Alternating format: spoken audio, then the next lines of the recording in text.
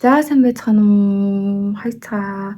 Өнөөдрийн бичлэгээрээ сүүлийн үед болсон сонин сайхны талаар ярих гэж байна. За хамгийн эхлээд Хейли Бибер жирэмсэн болсон гэдэгт бусад одууд өөр олонний танил хүмүүс ямар реакшнтай байгааг хэдүүлээ харцгаая. За Билли Айлиш болохоор үнэхээр галзуу юм а гэсэн байна. Кендall Jenner болохоор дахиад ингээд нулимс урсгах гад байна. Дахиад ингээд уйлах гэж байна гэдэг чинь. Ким Кардашиан болохоор та нарт маш их хайртай шүү гэсэн байна.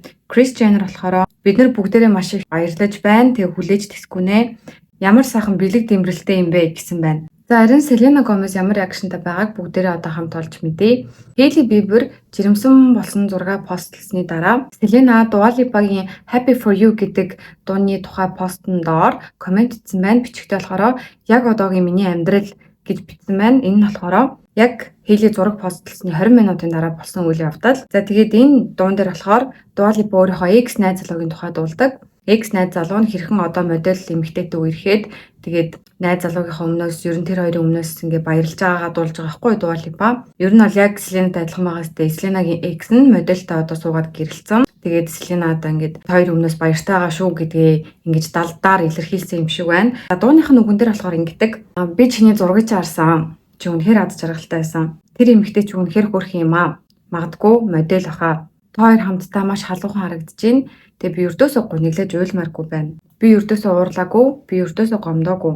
Одоо эргээд бодоход чи яг өөрийнхөө хүртэх ёстой зүйлийг хүртээж явж байна. Чиг дөрийн хооронд болж исэн хэцүү бүхэн сайн сайхны төлөө л байсан гэдгийг чи одоо олж хараасай гэж хүсэж байна.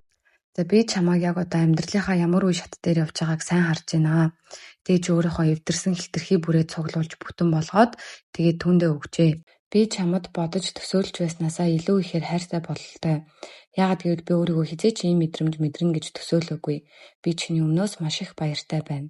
Гэт иймэрхүү утгатай дуу байсан. Тэгэхээр яг Justin-тэй би тойрын чинь зургийг харлаа. Тойр үнэхээр жаргалтай харагдаж байна. Тэгээд Хейли үнэхээр үзэсгэлэнтэй юм аа. Тойрыг юм аз жаргалтай байгаад чинь би одоо ингээд би ингээ ердөөсөө уйлж гунигалмааргүй байна. Би чамд уурлага болсон. Миний гомдсон сэтгэл одоо үгүй болсон. Ер нь л ингээд Justin хандаад Селена чи тэр тохирохгүй байсан юм байна. Тэгээ чи тэрийн харилцааны хооронд болж исэн тэр токсик зүйлүүд чамайг одоо ингээд жаргалтай байлгах гад ингээд болоод исэн байж тээ. Тэгээ намайг ч гэсэн ингээд жаргалтай байлгах гад ингээд болоод исэн байж тээ. Гэт иймэрхүү утгатай гэж хүмүүс ойлгож байгаа. Тэгээд би бас Селена тэгээ комент бичсэн бахаар нэрэл тийм байна да гэж бодсон. Энд дээр бол би одоо Селенаг муулахгүй. Энд дээр надад Селенагийн хийс үйлдэл маш юм гоё санагдсан. Заавал дэмжиж ин гэхээрэл тээ Хейлийн зурагны дор ваа читтэй гоё юм аа баяр үргээ гэж комент хийх шаардлагагүй. Заавал ингээд хувийн чадвар ч юм уу эсвэл стооригоор ч юм уу баяр үргэх шаардлагагүй. Тэгээд ингээд хөрхөн тойрон утгаар ингээд баярлж байгаагаа тэгээд ингээд гомдгоо болцсон бүх тэр уур гомдол байхгүй болсон гэдгийг илэрхийлж байгаа нь надад Селенагийн өмнөөс бодоход айгүй mature буюу юм нас биед хүрсэн ухаалаг үйлдэл шиг санагдсан. Тэгээд дахиж нөгөө нэг ингээд Justin Хейли хоёртой холбоотой юм дээр комент бичихгүй байвал тэгэл би одоо Селенаг ингээд ямар тэнэг юм гэж бодоход болно. Тэгээд Селена 2 цагийн дараа Benny Blanco-гийн гарыг хөтлж байгаа тийм зураг Instagram story-доо хийсэн. Тэгээ миний бодлоор Селена за ингэж Justin битээр тохирохгүй байсан байна. Тэгээд битээр хоёлаа ингэ зөв хүнээ олжээ гэдэг Benny Blanco-той байгаадаа баярлж байгаа юм шиг тэгээд story хийсэн юм шиг санагдсан надаа. За дараагийн ярих юм болохоор Taylor Swift-ийн тоглолтын дундуур болсон үйл явдал байна. За өнгөрсөн 5 дахь өдөр Taylor Swift-ийн тоглолт болсон. За тэгсэн чинь нөгөө нэг зогсож үздэг хэсэг дээр нь жоох хүүхэд газар хөвтөжсэн. Яг юм нялх хүүхэд үлгийтэй баг үлгийтэй хүүхэд газар хөвтөжсэн. Тэр тоглолтын үеэр болохоор 45 мянган хүн очсон. Тэгээд энэ их хүн цугласан газар хүүхдэд дагуулж очиод хүүхдэд газар тавьчаад тэг ингээ аав ээж ингээ хажууд нь босоод ингээд Taylor Swift-ийн дууг сонсоод байж байгаа нь ер нь бол маш буруу үйлдэл. Тэгээд тэр хүүхд газар хөвтөж байгаа хажууд нь аав ээж нь бүжиглж байгаа тэр зургийг нэг эмэгтэй аваад байршуулсан. Тэгээд тайлбар дээр нь болохоор бичгтэй. Би одоо ингээл нөх хүн шүүж мүдэг тийм хүмүүс шиг баймаргүй л байна л да. Хэрвээ би ийм зүйлийг харсан бол би хамгаалагч дуудах байсан гэж байна. Яагаад гэвэл энд чинь аюултай байж тээ гэдэг жаахгүй юу? Тэгсэн чинь интернет хэрэглэгчид бас энэ дээр ууртай байгаагаа илэрхийлсэн. Үгүй юу ч юм бэ угаасаа уурлах газар аргагүй шүү дээ. Яагаад жоохон хүүхдийг энэ тоглолтын тагим руу угаасаа оруулсан юм бэ гэж байна. Угаасаа нас ууг нь заасан байгаа шүү дээ. Яаж ч үзэн тийм үлгийтэй хүүхдийг бол авч урж болохгүй амар их хүн цуглаж байгаа газар. Тэр чинь жоохон хүүхд байтугай том хүмүүс хүртэл ухаан алдаад бүр ингэ нас орж ирсэн хүртэл тохиолдол байгаа Travis Scott-ийн тоглолт дээр гэхэд ийм аюултай газар жоохон хүүхдийг оруулж байгаа тэрийг нь оруулж байгаа хамгаалагч нарын буруу байна. Тэгээ хэрвээ үнэхээр хүүхдээ чинь харах хүн байхгүй тэгээд хүүхдүүдийг эрхээс аргагүй байсан бол суудалтай хэсгийг захиалахгүй яасан юм бэ? Хариуцлагатай аав ээж байх хэрэгтэй штэ гэж хүмүүс бас буруутгаж байна. Бүр сууж чадахгүй хүүхдээ тоглол дээр нь авчрах юм тренд битгий үүсээсэ. Ялангуяа ээжүүдийн өдөр гэд TMZ мэдээний сайт дээр ийм мэдээ байсан байна. За энэ дээр та нар юу гэж бодож байна? Үнэхээр фэн байла гэд ийм жоохон хүүхдээ ийм аюултай тий том хүн ч өөрийгөө биеийг гүйцэд ингээ хянч чадахгүй, аюулгүй байж чадахгүй ийм нөхцөл байдалд хүүхдээ оруулах хэрэг байсан уу? За дараагийн мэдээ болохоор Drake-ийн тухай мэдээлэл нь. За сүүлийн 7 хоног бол Drake-ийн хувьд маш юм азгүй 7 хоног болж Drake 3 удаа дайралтанд хүрсэн байна. Тэгээд нэг дайралт нь болохоор буудалгаар дууссан. За 5 сарын 7-нд Drake-ийн гэрийн гадаа хүмүүс хоорондоо буудалцсан байна. За юу болсон бэ гэхээр нэг залуу машинтайгаа явж байгаа. Тэгээд Drake-ийн гэрийн гадаа ингээ буудалцаа эхлүүлсэн гэсэн. Тэгээд хамгаалагч нар нь болон тэр дайралт хийсэн залуу хоорондоо буудалцсан гэсэн үг. Тэгээд энэ нь болохоор Drake-ийн Торонтогийн гэрийн гадаа болсон. Тэгээд энэ буудалцааны үеэр нэг хүн маш хүнд бэртсэн. Цээж зүг рүүгээ буудулсан одоо эмнэлэгт байгаа гэсэн. Тэгээд биеийн байдал нь хүнд байгаа. Гэхдээ аминд халтай бол биш гэж хэлжээ. Тэгээд Drake гэртээ байсан үгүйг бол мэдэхгүй байна. Drake гэртээ байсан байгаагүй гэдэг мэдээлэл байгаагүй. Тэгэхээр Drake бас гимтээгүй гэсэн үг. Тэгээд цагдаа нарын талаар хэлэхдээ сэжигтнийг баривчилсан. Яагаад Drake-ийн гэрийн гадаа очсон, яагаад Drake-ийн гэрийн гадаа буудалцаа эхлүүлсэн гэдэг мотив буюу одоо зорилго нь ердөөсөө ил болоогүй байгаа.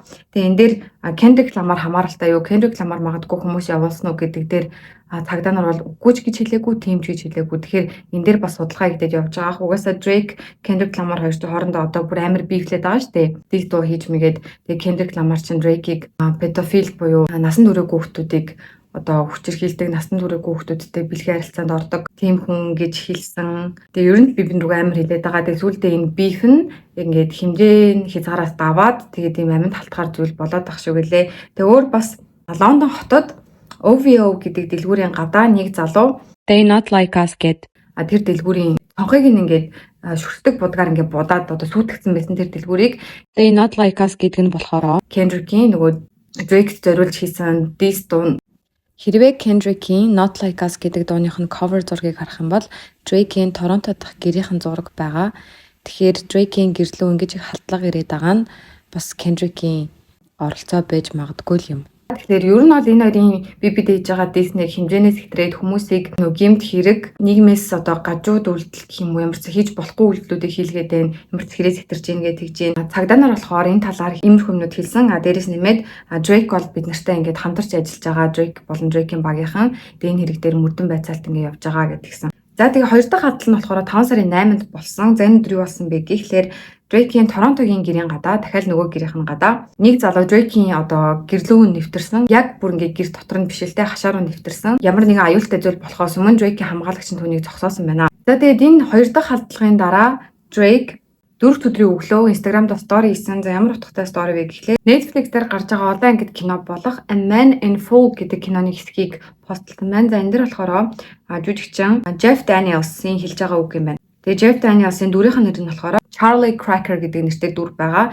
Тэгээд энэ дүр нь нас барахынхаа өмнө одоо нас барахын өмнөх бодол гэж байдаг шүү дээ. Тэр бодлын сценийг нь бичсэн тийм хэсгийг сторицсан. За тэр нь яг юу гэж байгаа вэ гэхлээр чамайг өөхөх үед хүмүүс мэдэж анзаардаг болов. Намайг нас барах үед миний тухай маш олон хүмүүстэй холбоотой маш олон дурсамжууд байх болно. Намайг үзэн ядж байгаа хүмүүс ч намайг дурсах бол. Тэгээ чамд дуртай, чамд дургүй бүх хүмүүс чамайг дурсаж явах болохоор биеийн хувьд мөн сэтгэл зүйн хувьд маш юм энергитэй тийм хүн байх ёстой үстэй. Тэгэхгүй бол амьдрахын ямар хэрэг байна гэсэн ийм утгатай ийм стори постлсон байхгүй юу. Тэгээд тэгсэн чинь хүмүүс яг Drake ингээ жоохон сүржигнээд байна уу эсвэл Kendrick Lamar энэ хоёрын хооронд болж байгаа биф үнэхээр ийм амар сүртэй биф болцсон уу гэд ингэж эргэлдсэн. Тэр нь бол намайг үзээд байгаа хүмүүс ч намайг дурсна гэхээр бас Kendrick тандаад байгаа юм шигтэй. Тэгэд би ярээч тэр ингээ энергитэй тэг сэтгэл зүгээрээч тэр айгүй юм сайхан ирч хүчтэй тийм хүн болж амьдрнаа гэж утгаар ингээ хэлж байгаа байхгүй юу. Тэгээ энэ стори хүмүүсийн санааг их зовоосон. За тэгсэн чинь хагас өдрийн шөнө 3 цаг 30 минутанд дахиад Drake-ийн гэрийн гадаа нэг хүн халдсан байна. Гэрийнх нь бүс рүү зөвшөөрлөгөө орсон. Бас Drake-ийн хамгаалагч нь түүнийг баривчилж амжсан. 7 хоногт 3 удаа хүн Drake-ийн гэрлүү халтах гэж хичээлээ. Тэгэхээр цаашаа бас юу болох нь жоохон амар лээ. Тэгээд нэг нь бүр ингээ буудалцсан болсон байна. Энэ 3 халдлага нь гуруула Drake-ийн Торонтогийн гэрийн гадаа болсон. Тэгээд миний бодлоор Drake угаасаа тэр гэртээ ер нь бол ойрд очихгүй байх угаасаа юм аюултай байгаа юм чинь. Тэгээд цаашаа бас юу болохыг харчлаа.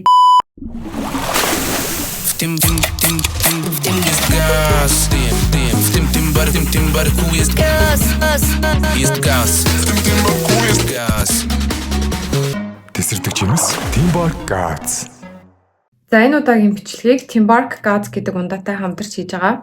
Зах зээл дээр хизээж байгаагүй цоошин төрлийн ундаа. Та нар ер нь өмнө Gaz ундаа лууж үзчихсэн шүү дээ бүгд. Гэхдээ хар бас гүзээлзэг нь манго гэдэг ч юм уу юм жимстэй Gaz ундаа ууж үзчихсэн үү? Би л ердөөс ууж үзэж байгаагүй мэн. Тэгээд амны цангааг тайлах шинэ юм ундаатай боллоо. Хамт ууж үзье.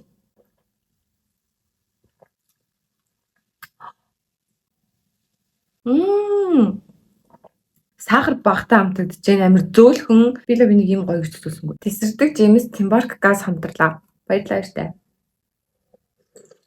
За дараагийнх нь ярих юм болохоор Blockout 2024 үг гэдэг ийм хөдөлгөөний талаар ярина. За энэ хөдөлгөөн нь болохоор TikTok хэрэглэгчдийн эхлүүлсэн хөдөлгөөн.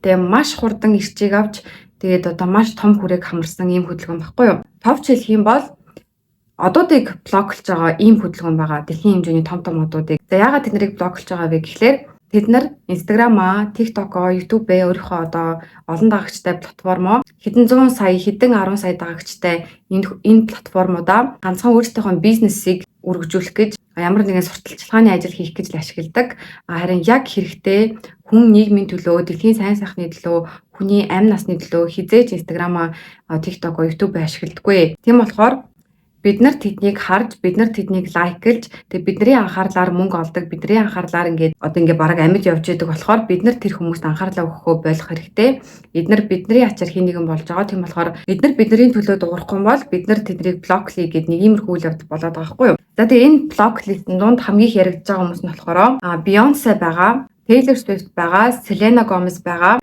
Rihanna байгаа. Яг одоо энэ дөрвөн алдартай дэлхий дээр ер нь хамгийн их фэнүүдтэй хүмүүс гэж явж байгаа. Kardashian Jenner-ийнхан бас байгаа. Тэгээд бид нар болохоор ердөөсөө ингэж хизээч Instagram, YouTube, TikTok-оо одоо нийгмийн сайн сайхны төлөө ашиглаж байгаагүй. Одоо яг ийм жинхэнэ хүн насаараа тахт чинь хүмүүс хэдэн мянгаараа уус үндэснэрээ хомроглон устгуулаад байхад эдгээр ердөөсөө энэ тал дээр юу ч дуурдаггүй. Тийм болохоор эднийг блоклий гэдэг энэ хүмүүс ямарчсан листний хамгийн дээгүүр явж байгаа. Ялангуяа Kardashian-ийнхан маш их үзэн ядагдж байна. Эдгээр өөртөө баян сайхныг танилцуулаад харуулаад гайхуулаад тэгснээр яг за ингээд Палестины төлөө үг хэлээчээ. Тэгээ Рафа руу дайралт ирлээ үг хэлээчээ гэхээр ингээд хіднэн ч хизээж үг хэлдэггүй а тэгснээ за би шинэ брэнд гаргалаа. Миний Kai гэд брэнд имийг аваарай. Миний Skims гэд брэнд, миний 818 гэд брэнд гэд дандаа ингэж ашигладаг. Дандаа мөнгө олох зорилгоор эдгээр сошиал платформудаа ашигладаг. Эдгээр энэ олон 100 дагагч нарыг уг нь за манайхаа ингээд ийм амар дайм болж байна. Шалтгаан нэм тийм болохоор хэдүүлээ энэ дайны эсрэг юу хийж чадах вэ гэвэл гээд ингэж нэг чудаа урайлдаггүйгээд тэгж байгаа. За тэгээд Кимийн нэг үйлдэл маш уур хүргэсэн. Ким саяхан нэг юм нээлттэй конференцд оролцсон байна л да 40 минутын. Тэгэд энэ үеэр нь нэг босогч эмэгтэй, тэмцэгч эмэгтэй Палестины төлөө үг дуугар, Палестиныг чөлөөл гэдэг ингээл амар ойрлоод үжил бодлоо илэрхийлээд захгүй тэмцээд. Тэгсэн чинь Ким сонсож ирсэн. Бид нар бүгдээр энд нэрх чөлөө хэрэгтэй гэж хэлсэн. It's happened that John. Free everybody. What? Free everybody. What? Энэ үйлдэл хүмүүсийн дургуг маш их хүргэсэн. Жихнээсээ ирэх чөлөө хэрэгтэй байгаа хүмүүс ч яг тэр Газад байгаад байна. Гарч чадахгүй, яаж чадахгүй, хоолны хомсдолд орсон, хувцсны хомсдолд орсон. Тэгээ хүүхдүүд наав ээжтэйг уулзах чадахгүй, маш их хүүхдүүд, маш их эмэгтэй хүмүүс, маш их гим зэмгүй хүмүүс хэдэн 10 мянгаараа алуулж байна. Тэгээ эднэрийн 70% нь жоохон хүүхдүүд болон эмэгтэй хүмүүс байна. Тэгсэн чинь Ким зүгээр тэр Монгол том байшинд Аз жаргалтай эвтжиж Кимд бас эрхчлөө хэрэгтэй байгаа гинэ гэх хүмүүс уурлаж байгаа. Палестинд эрхчлөө хэрэгтэй гэсэн чинь free everybody бид нар бүгдээрэнд эрхчлөө хэрэгтэй. Биднийг бүгдээрийн суулал гэд тэгж хэлж байгаа хүмүүсийн нургууг бүр маш их хүргэсэн. Тэгэд Ким тэр 40 минутын конференцд оролцохын тулд хэдэн төгрөгийн цалин авсан гэж $1 сая Монгол мөнгөөр 3 тэрбум гарan.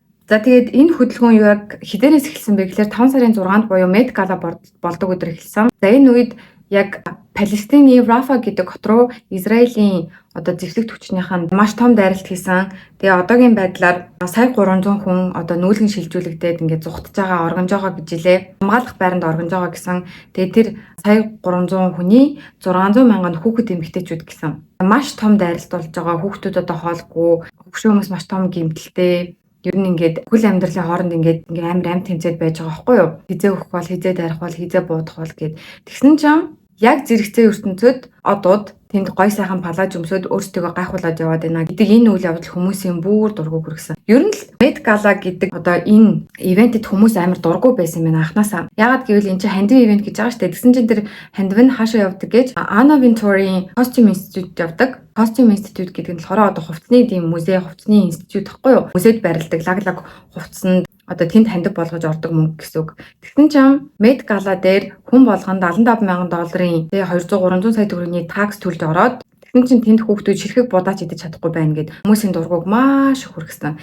Дээрээс нь Blackout 2024 гэдэг үйл явдал эхлэхэд хамгийн том хүч өгсөн хүн бол Halle Bailey гэж одоо инфлюенсер эмэгтэй байгаа. Энэ эмэгтэйг бол бид нар бүгдээрээ л харж байсан баг. Би ч гэсэн харж байсан. Гэхдээ би энэ эмэгтэйг яг юу юм гэж нэг дагаж сонирхдаггүй. Тэгсэн чинь энэ эмэгтэй Met Gala-гийн Met музейн хажууд маш гоё палаж өмссөн. Тэгснэ тэднэрт торт идүүл гэж хэлээд ингээ хувцаа ингээ гайхуулж байгаа юм бичлэг постлсан байхгүй юу.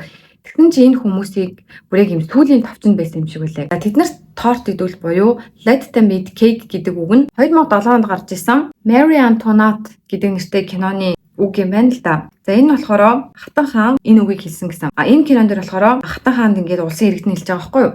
Улс маань, хот маань талхны хомсдолд орчлоо. Ард иргэд идэх талахгүй болчлоо гэсэн чинь тэр Хатан хаан юу гэж хэлсэн гэж бүгд торт идүүлэлтэй гэж хэлсэн. Одоо Баян ядуугийн маш том ялгаа болон одоо улсын Хатан хаан хүн байж ард иргэдийнхээ хоолны хомсдол машин баян цатгалан юу ч мэдэхгүй ийм зан гаргаж байгаа, ийм доромжилж байгаа зан гаргаж байгаа нь хүмүүсийн маш их уурыг хүргэсэн. Тэгсэн чинь энэ киноны хамгийн дургу хүргэсэн хэсгийг Halle Bailey өөрийнхөө бичлэгэн дээр ашиглаад маш юм баян цатгалан тэрэндээ даварцсан зан гаргаж байгаа хүмүүсийн дургуг маш их хүргэсэн. Тэгээ Halle Bailey тэр өдрийнхөө орой TikTok дээр бас бичлэг хийсэн хгүй юу? Тэгснэ ингэж хэлсэн. Би дөнгөж сая Met Gala-гийн after party-наас ирлээ. Одоо бүгдээрээ 10 саяула боллоо. Сайн уу 10 сая хүмүүс мэн гэж байгаа. Тэгсэн чинь тэр 10 сая хүмүүс нь маш хурдан багассан. Яг чамайг тэн Met Gala-гийн after party дээр ууж идээд баярлаад байж хахад чинь Рафад хэдэн мянган хүн бөмбөгдөлтөнд өртөөд байж байна. Чи энэ тал дээр нэг ч үг дуурахгүй байгаа болохоор бид нар чамаас ингэж явлаа гэсэн утгатай ийм хөдөлгөөн болж байгаа байхгүй юу. Тэгээ TikTok дээр бүр одоо ийм тренд бичлэг ил болоодсан. За өнөөдрийн блоглох хүмүүс бол Jennifer Lopez, Rihanna, Beyoncé. За дараагийн блоглох хүмүүсээр маргааш уулзцагаа гэж ингэж байгаа. Тэгээ ингээ өдөр болгон блоглох хүмүүсийг уриалаад тэг хүмүүс ингэж маш ихээр блоглоод явж илээ. Бүр үнэхээр ихээр блоглоод явж илээ. Ер нь бол блоглохгүй байгаа хүмүүс бас байгаа. Тэдний дунд болохоор Bella Hadid, Angelina Jolie явж байгаа. Angelina Jolie болохоор ер нь л яг одоо энэ дайн, өсөглөн гэдэг юмн дээр маш удаан хугацааны турш ингээд тэмцээд туслаад хандив өргөөд тэглүүтлээ илэрхийлээд ард иргэдэг уриалж ирж байсан. Bella Hadid болохоор Израилийн Палестин руу дайрж байгаа энэ хомроглон устгалт дээр маш их эсэргүүцлээ илэрхийлж байгаа. Instagram руу н оруул дандаа энэ тухай стори хийж байгаа. Магадгүй хүмүүс ингэж бодлох л та ямар албатай юм бэ? Тэгээ ганц Instagram стори туслахгүй штэ гэд. Тэгсэн чинь Angelina Jolie-гийн бичлэг нэг юм бичлэг байсан хгүй юу? За ингээд улс үндэстнийг хомроглон устгах гэдэг юмн дээр ер нь аль зүгээр нэг юм бичлэг хийгээл тэ нэмэр болохгүй. Гэхдээ бид нар бүгдээрээ хүн нэг бүр ямар нэгэн байдлаар нэмэр болж чаднаа. Ямар байдлаар вэ гэхлээр хүмүүсийг яс үнцээр нь хідээж ялгарлахгүй байх тэ ингэж ингээ уриалж байгаа байхгүй юу? Энийг ердөөсөө дэмжиж ингээ өөгшүүлэхгүй байх. Бид нар бүгдээрээ яаж иж агаад ямар нэгэн байдлаар нэмэр болж чаднаа гэд ингэжсэн. Тэгээ Justin, Hailey хоёр бас блоклистэнд явж илээ. Тэгээд би бас ердөөсөө Justin-ийн тал дээр дуурж байгаагүй ихнэ гайхсан. Мэдгүй. Надад бол яг өмөрх юм үндэ алгуу. Яагаад нэрээ ингээд ганц стори хийчих болдгоо юм бол гэд ингээ айгу бодож гайхаж байгаа байхгүй. Эдгээр чинь ингээд зүгээр нэг Америкийн одууд биш те. Эдгээр бүр юм дэлхийн одууд байхгүй юу? Улс орон болгонд ингээ шүтэн бишрэгчтэй хитэн саяараа ядаж нь ямар нэгэн байдлаар хандив өргөөд дэмжиж байгаагаа харуулад энэ зүйл болохгүй шүү, муухай шүү гэцгэлэл аллах юм байж болохгүй. Тэгээ үлсэглэн нэргэж байгаа хүмүүстэд ингэж туслая гэд ингээд уриалж байгаа харагдах ёстой болов гэж бодож байна. Гэтэ би бас ингэж бодсон. Болдгоо шалтгаан байт юм болов. Одоо юм чинь ганцхан ингээд Америкийн нэгдсэн улс дотроо болж байгаа улс төрийн зүйл биш. Яг юм улс хоорондын том гүрний асуудал болчихж байгаа болохоор энэ дээр дуурах гэхээр нэг болдгоо юм болов. Ямар нэгэн дээрээс нь дарамт шахалт ирээд идэм болов. Эсвэл өөртөө айгаад идэм болов. Bella Hadid болохоор ингээд хийгээл байгаа байхгүй. Bella Hadid айж байгаа юм хийгээд байгаа юм болов. Тэр дарамт шахалтыг үл тоогоод байгаа юм болов. Эсвэл одоо ингээ хамдардаг байгууллагууд нь, компаниуд нь за чи ингээд Израилийн эсрэг байгаа гэдгийг харагдуулчих юм бол бид нар чамтай хамтарч ажиллахаа болон чиний орлогын нэг их үүсвэрч байхгүй бол ингээд сүрдүүлт юм болов. Мэдгүй ямар нэгэн шалтгаан байгаа л. Тэгээд одоо та нар Kylie, Kendall, Kim Kardashian, Justin, Hailey, Ariana Grande, Selena, Taylor Swift-ийн постууд руу ороод үзвэл дагагч нар маш ихээр буурж байгаа. Хоёрдугаар сүүлийнх нь постын комментууд дээр бас дандаа Free Palestine, Free Rafah Тэг ямар нэг үг дугар гэд бүр дандаа ингэж хэлж байгаа. Тэгээд нэрэл нэг бодлын нэрэл үнэн штэ. Тэднийг хин нэгэн болгож байгаа хүмүүс нь тэднийг дагж байгаа, тэднийг харж байгаа, тэднийг сонсож байгаа хүмүүс. Тэгээд ягаад тэр хүмүүсийнхаа төлөө, тэр хүмүүсийнхаа сайн сайхны төлөө, тэр хүмүүсийнхаа амь амьдралын төлөө жоохон ч гэсэн нэмэр болохоор зүйл хийж болохгүй гэж бодож байгаа. Ядаж хандаг өргөөд ч юм уу. Гэтэ бас мэдэхгүй байна. Би бас ийм амар том асуудалд орж үзэж байгааг болохоор ямар нэгэн болдгүй юм байдаг болохоор л тэгээд юм болов. Ямар ч сан та нар дундаас бас энэ блокаут 2024-т нэгдэж байгаа хүмүүс байна уу? Хамгийн түрүүнд блоклсон хүмүүсүүд чинь хэн бэ? За тэгээд дараагийн бичлэгээр уулзцгаая.